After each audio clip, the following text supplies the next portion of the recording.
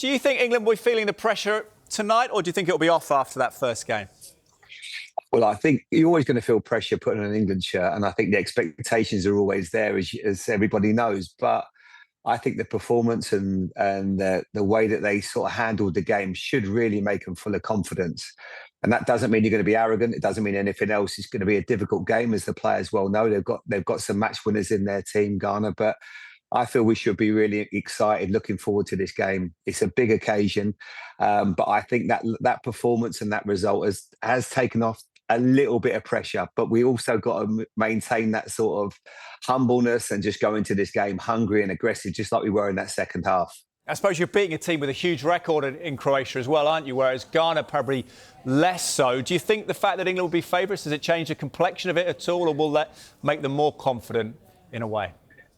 I think there's a little bit of both. The confidence should come from, I think that you could have looked at that game in so many ways. First half, there were times the manager probably looked at it and said, yes, defensively we need to do better.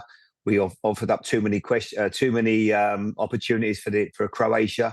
But once we started to get a grip, we started to show a bit of energy. I thought Jude Bellingham in that second half started to dominate. As soon as he scored, his aura on that match just completely took over.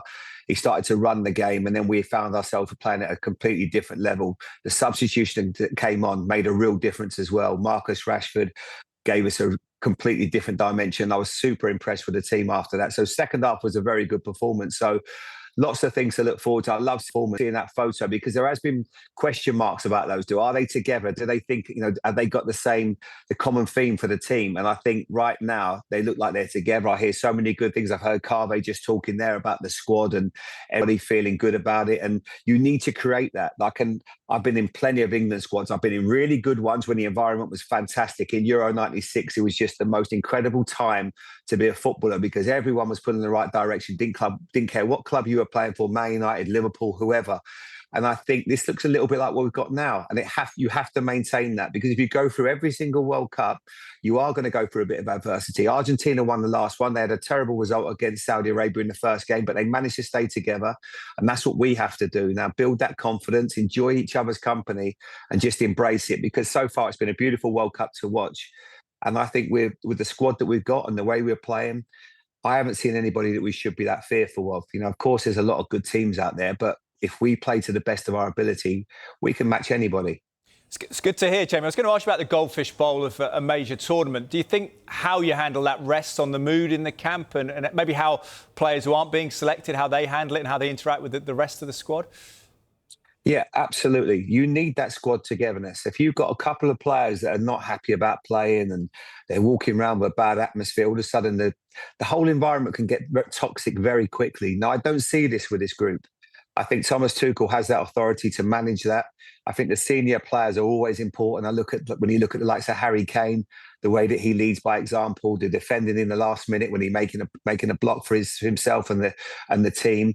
Jude Bellingham, Declan Rice, leaders in their own environment. So I don't necessarily see that. It only takes one thing to change, and obviously that can completely change the whole dynamic. But I don't see that. And one thing for sure is when you're winning and you're playing well, there's not too many questions from the players that aren't playing. That obviously is so important because you get those wins, you get those good performances and everything can then change. But I like where we're at right now. I don't think anybody's saying, oh, we're going to win it. And it's just absolutely, it looks like it's ours to lose.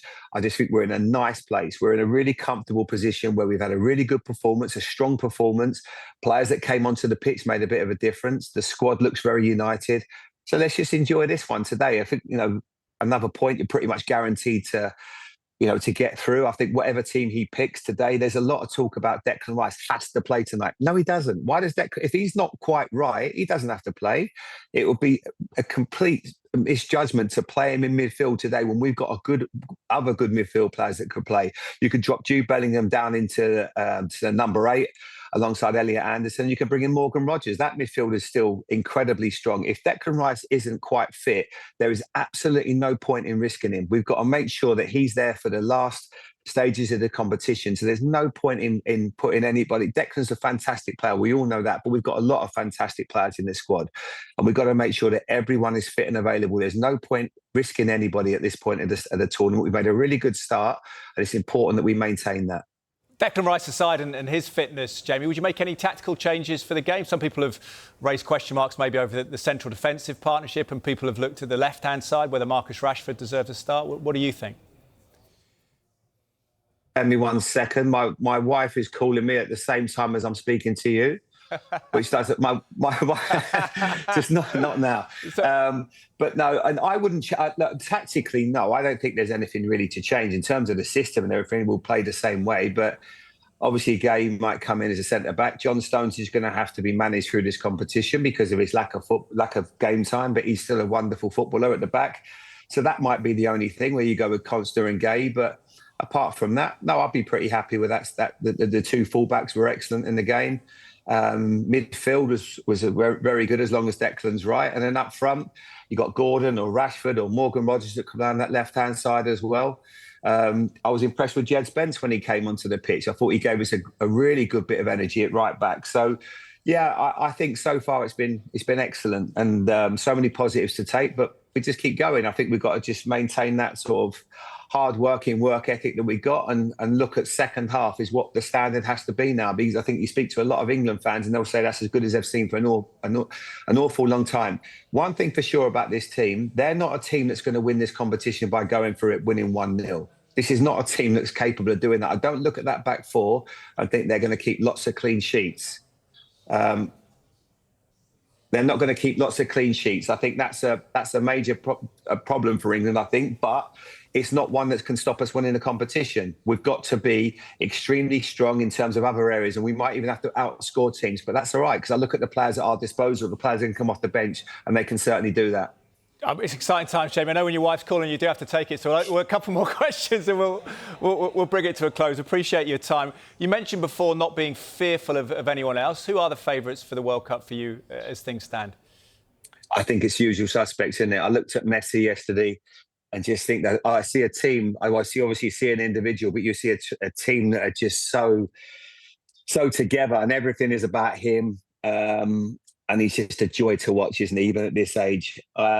Portugal haven't got firing yet. I'm actually in Portugal at the moment, and I'm looking forward to watching that game. I think, was it 15 minutes in now? So it'll be interesting. Is it 15? I don't know, 15 minutes or another hour start. I'm looking forward to watching 45 minutes kicks off. It's, and Ronaldo starts, Jamie. I don't know what your thoughts are on that. I think it's a difficult one for Ronaldo, because obviously what he's achieved in the game, and it'd be remiss of me to question anything that he's done, because he was obviously one of the greats, or is one of the greats. The problem and the dilemma that you've got is it's just that conversation between Martinez, the manager, and him, and trying to explain that you're part of this team, and that there's no reason why he can't go and score tonight and be the man of the match. But I think it's about managing him carefully, because he can't start every game. But I don't know if sometimes managers are maybe a little bit afraid to go to him. No, listen, I'm going to give you 20 minutes here. When the game has maybe got a little bit spread out, you've got a bit more space, this is your chance to come on and make a difference. Other games you may be starting, but at his age, it's just impossible for him to start every game. But have they got the squad and the capability to win it? Yes, they have. You asked me, France have got a great squad. Spain, a beautiful side to watch. They've not hit the heights yet, but this is World Cup's a slow burners, and more than ever with this one, because this obviously has a record amount of teams. So I do think that anybody is capable of winning it. There isn't anybody that's jumping out and going, yes, they're the ones that can win. The Netherlands obviously looked good as well the other night against Sweden, and that wasn't an easy game for them. But and that's why I look and I put us in that pack. You know, can we win it? Absolutely. Would I say we're the favourites? No. But we've certainly got a great chance, and I think we shouldn't be fearful of anybody. Exciting times, Jamie. Really appreciate your time this evening, and enjoy Portugal. Thank you. I will do, mate. Nice to see you again.